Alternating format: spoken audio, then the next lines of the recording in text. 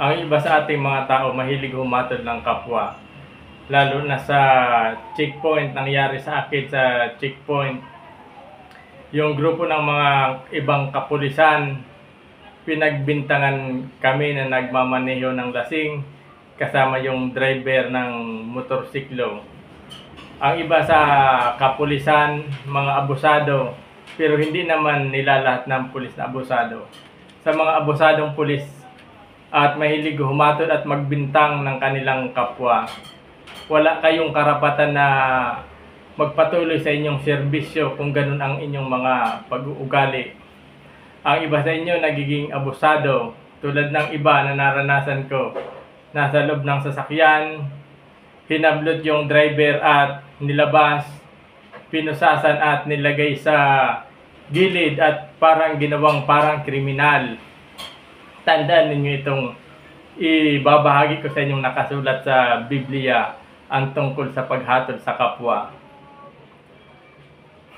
Huwag kayong humatol at hindi kayo hahatulan.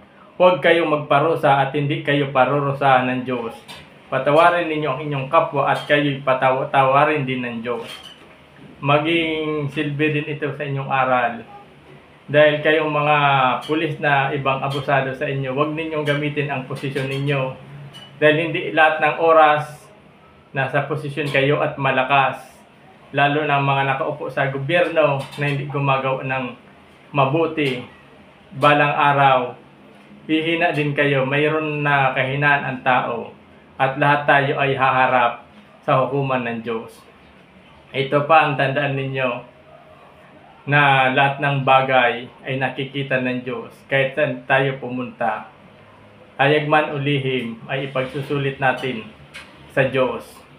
At huwag tayong matatakot kung nakita natin na mali ang ginagawa ng ating kapwa. Mayroon tayong isip, may bibig at tenga at nagkakapagsalita tayo. Sawayin natin ang may mga maling paniniwala at huwag tayong matakot sa ating kapwa. Pero ang dapat nating katakutan ay itong nakasulat sa Mateo chapter 10 verse 28. Huwag ninyong katakutan ang pumapatay ng katawan, ngunit hindi naman makakapatay ng kaluluwa. Sa halip, ang dapat ninyong katakutan ang Diyos na may kakayahang pumuksa sa katawan at kaluluwa at magtapon sa impyerno.